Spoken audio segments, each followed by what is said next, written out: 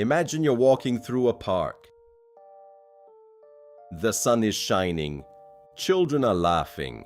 Joggers pass by without a second thought. Everything feels normal, safe. But somewhere nearby, someone is watching. Not because he's curious, not because he's lost. He's searching, studying, waiting. And before the day is over, someone will disappear. The terrifying thing is that nobody will notice. Not at first. Because this isn't a dark alley. It isn't the middle of the night. It's broad daylight in one of the busiest cities in the world. And that's exactly what made him so dangerous. In the late 1990s, São Paulo was a city of endless movement. Millions of people filled its streets every day. Cars clogged the avenues. Crowds flowed through parks, shopping centers, and train stations. In a city that large, people could become invisible. And that's exactly what happened. At first, there was no panic. No headlines warning of a serial killer. No citywide manhunt. Just missing persons reports. One woman disappeared, then another, then another. Different neighborhoods, different lives, different stories. The only thing they seemed to have in common was that they had vanished without a trace. Police treated each case separately. Families searched desperately for answers. Days turned into weeks. Weeks turned into months. And somewhere in the city, the man responsible continued hunting. His name was Francisco de Assis Pereira. If you had seen him walking down the street, you probably wouldn't have remembered him. There was nothing remarkable about him, nothing threatening, nothing that would make you cross the street to avoid him. That was part of the nightmare. Monsters are easy to fear when they look like monsters. The truly dangerous ones look ordinary. Francisco worked as a traveling salesman. He moved around constantly. Nobody paid attention to where he went. Nobody questioned why he spent so much time driving across the city. He blended into everyday life. And behind that ordinary appearance, a predator was hiding. He had developed a method, a routine, something he repeated over and over again. He would drive through parks and public spaces searching for women who were alone. Joggers, students, young women walking by themselves. He approached them calmly, always friendly, always polite. He smiled, he talked, he made them feel comfortable. Then he offered them something difficult to ignore: opportunity. He claimed to work in the modeling industry. He told women they had the right look, the right face, the right potential. He carried fake business cards. He told convincing stories. He promised money, success, a chance to change their lives. Some didn't believe him. Others did. And for those who did, the conversation continued.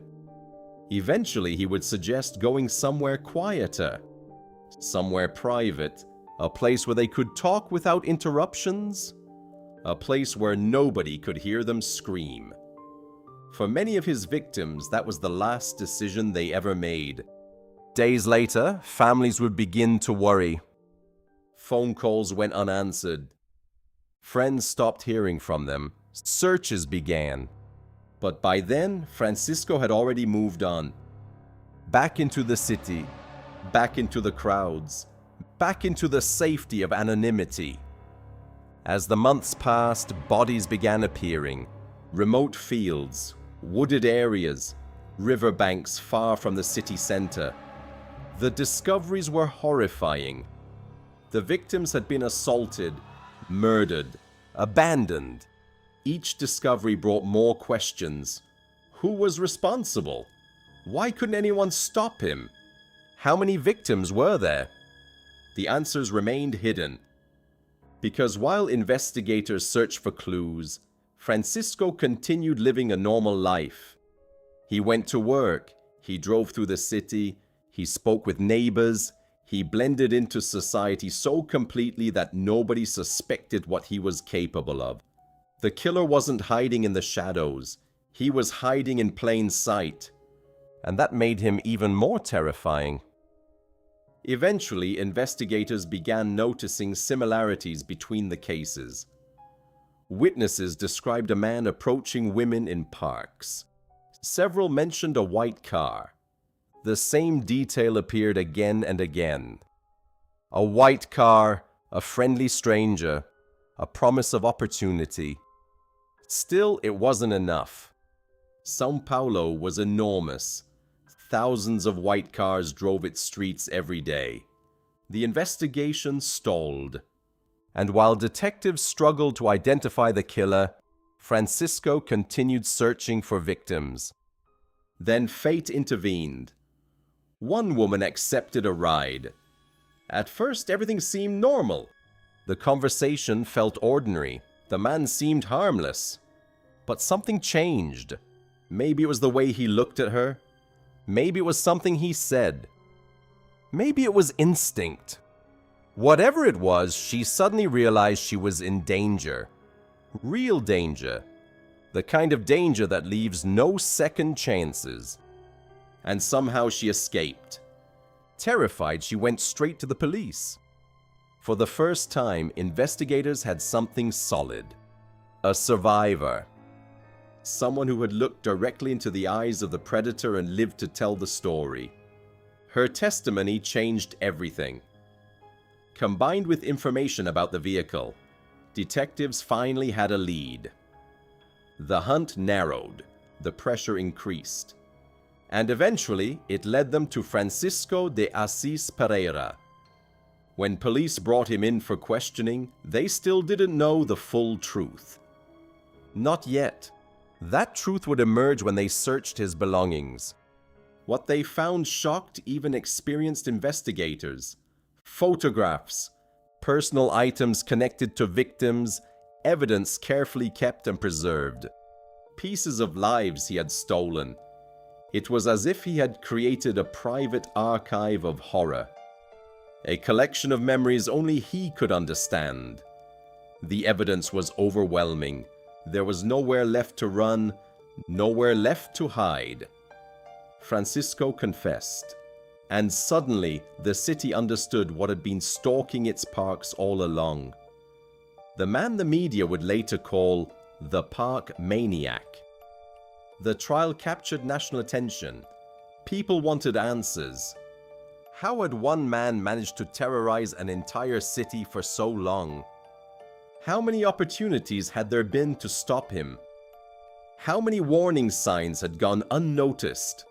The more details emerged, the more disturbing the story became. Because there was no elaborate conspiracy, no sophisticated criminal mastermind, just a predator exploiting trust. A predator who understood how easily people could disappear in a city too large to notice. In 1999, Francisco was convicted and sentenced to hundreds of years in prison. The case was closed. The killer was gone. But some stories never truly end, because long after the trial ended, the names of the victims remained. Roseli Aparecida de Jesus, Mônica Rodrigues da Costa, Neuza Alves de Souza, Florentina Rodrigues Gonçalves, Maria Aparecida Nunes, Meir Simone da Conceição, Sandra Mara de Oliveira, Cristiane da Silva Amorim, Lilian Adriane Rodrigues. 9 women, 9 lives, 9 futures erased. And perhaps the most frightening part of this story isn't the killer himself. It's how ordinary everything seemed. The parks were ordinary. The conversations were ordinary. The promises sounded ordinary. Nothing looked dangerous until it was too late. That's what makes this case endure. Not because it feels like a horror movie, but because it doesn't. It feels real, because it was real. And somewhere between the crowded streets, the sunny afternoons, and the routine of everyday life, a monster walked unnoticed among everyone else. For years, watching, waiting, hunting, and nobody knew he was there. That is what this channel is about. Not darkness for the sake of darkness, but darkness as a way of seeing clearly. Because these stories happened. Real people, real places, real pain, and most of the world never heard a single word about it. That ends here. If this video reached you, if something in this story made you stop and think, then you already understand what South Shadows is. This is just the beginning. New stories drop every week. Stories from the forgotten continent. Stories that will make you question everything you thought you knew about South America. Subscribe so you don't miss what comes next. Because next episode, we go even darker. I will see you there.